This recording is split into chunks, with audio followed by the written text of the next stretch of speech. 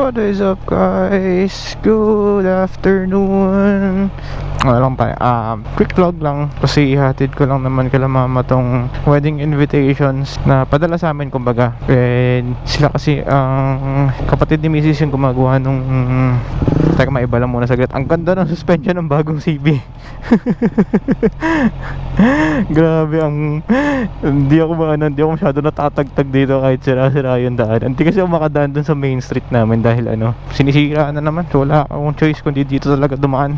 So wala talagang daanan kundi dun dumaan. Pangit naman na ibang daanan kasi mali kasi yung ginagawa nila eh. Anyway, yun nga, balik tayo sa topic. So bibigay ko sa kanila yung invitations kasi sila yung gumagawa ng para sa proposal for ninong and ninang sa wedding namin. Yung invitation style kasi namin parang classic style na newspaper-ish, kaya ipapadala ko na muna doon. Plus syempre dagdag na rin dito kay Amber, dagdag doon na rin. Kailangan syempre napapatakbo-takbo to para ma-break in. At paano, hindi ako pwede masyadong maglalayo kasi syempre pag may palapit kang malaking event sa buhay mo, bagang paniniwala natin mga Pilipino is iwasan muna ang paglabas-labas masyado. Yeah, yun guys, samahin na lang dito sa mabilis ang biyahe. Malapit lang naman to.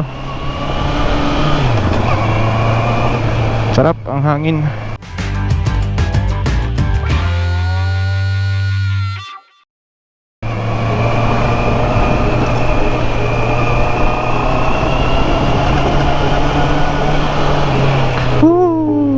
Na-install na pala natin yung quad lock guys. So meron na tayong phone holder. So ulit na-install ko nung kahapon ba to? Matandaan kung kailan ko siya na-install. Kahapon o isang araw. So install na siya. And ayun, ito yung quad lock. Pwede walang quad lock eh. Okay.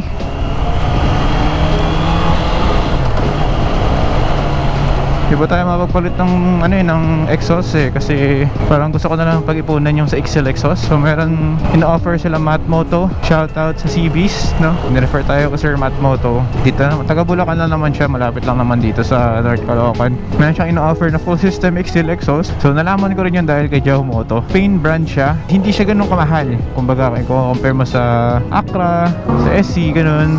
Na legit mga ganun. Mura siya for 33,000 pesos. Meron ka ng full system na XL exhaust galing from Spain.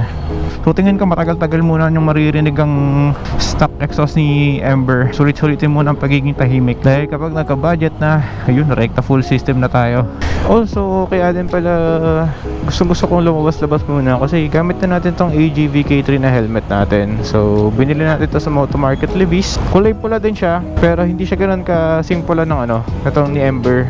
Parang darker red siya eh. Ito kasi parang may pagka candy red CB. Tapos yung helmet natin darker red.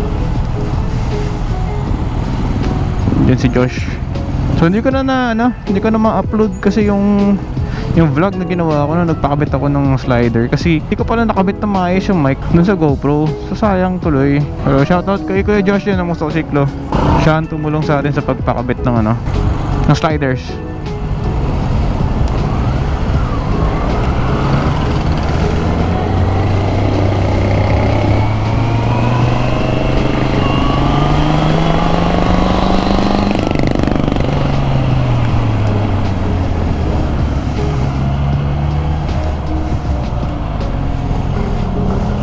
Pero so far, alam mo yun, habang tumatagal sa akin tong stock exhaust ng CB, ganda naman siya pakinggan. Lalo pag gusto mo tahimik na buhay. Pero sayang ang full system eh. Ayan, may kawain na tayo, diba? Ganun kababilis. Sayang talaga hindi ko nakabit yung umiikot dito, yung parang fan-ish dito sa ibabaw ng helmet. Kasi matanggal yung screw niya. Okay lang naman, kit pa rin naman. Pag nagkaroon ako ng camera mount, dito na lang siguro. Maganda kasi, gusto ko sana bar and side mirrors. Kaso kasi ang vibrate ni CB kapag dating ng mga 5,000 to 6,000 RPM. Pero in terms of vibration, lalo't galing ako sa Ninja 400, mas gusto ko vibration ito kasi dun sa Ninja. pero hindi ko pa naman kasi so far try yung long term na kumbaga nakababad ako sa vibration kasi hindi ko pa to napapasok sa highway kasi ayun nga wala pa naman tayong ORCR para magpakabit ng RFID usually ay ng requirements para sa pagpapakabit ng RFID. Wala pa nga 1 week old tong motor, so kailangan tayo maghihintay talaga para lang sa ORCR, pero sana 2 weeks meron na. Ang bilis naman ata ang Wheeltech kaysa sa ibang dealer, so sana lang talaga meron na kaagad. Pag wala, di wala ka GG.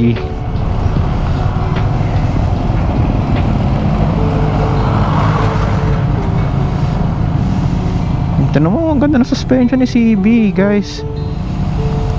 Hindi ako masyadong hirap for hindi siya ganun katigas para sa mga ganitong off-road.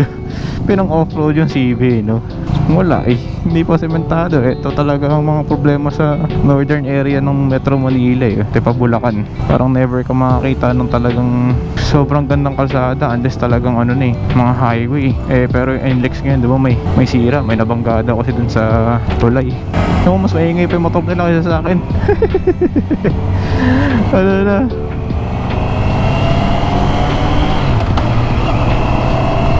Na maganda pa tayo, maganda yung kalsada bagong bago pa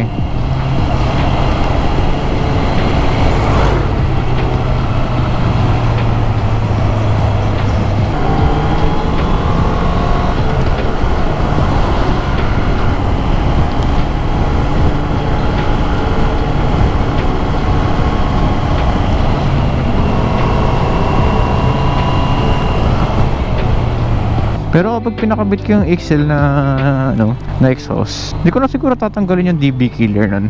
Nahihiya din ako sa kapitbahay.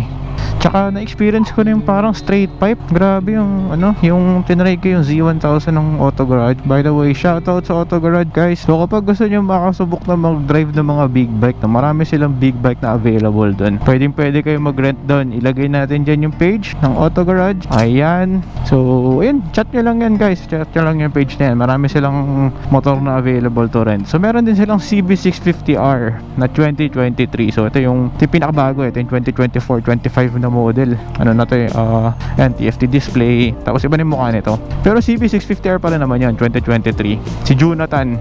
Ayun yung ipakita din natin dyan yung first time nating mag-test drive ng CB650R kasama si Mrs. Kasi naghahanap kami ng motor ni Mrs. nun na komportable rin para sa angkas. So ganda nun, ang ganda ng CB650R ng Auto Garage. Tapos ayun, kung gusto nyo ma-experience drive yan, meron dun sa Auto Garage. Meron din silang Z1000R, Benelli TRK 502 ata, available pa ata doon. Tapos meron din sila nung BMW F900R.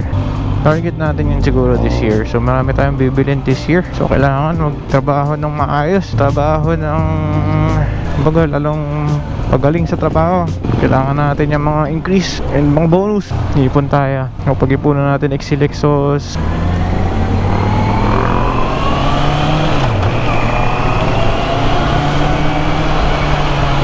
Bili tayo ng XL exhaust. Bili tayo ng camera. Parang so far gusto ko ang DJI Osmo Action 5. Nakabukas lahat ng vents ng helmet ko.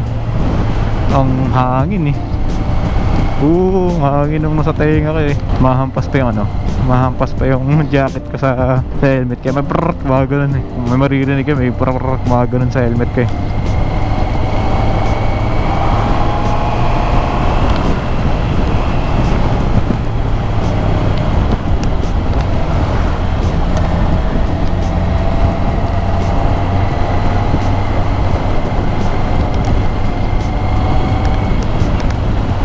Sana laging ganito yung kalsado.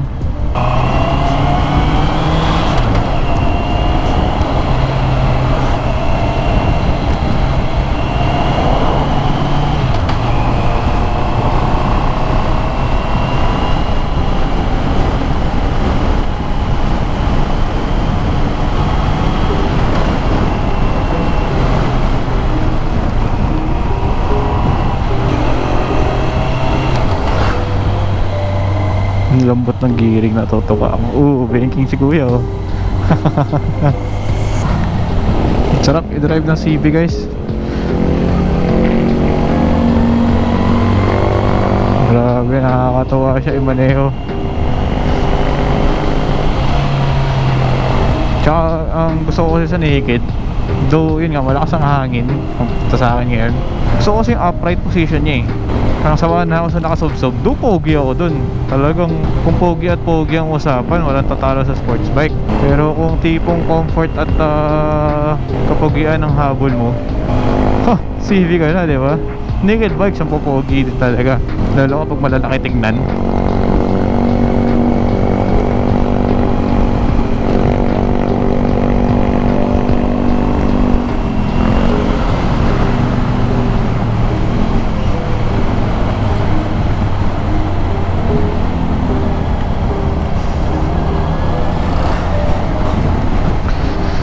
Ilang kilometers na nadagdag natin.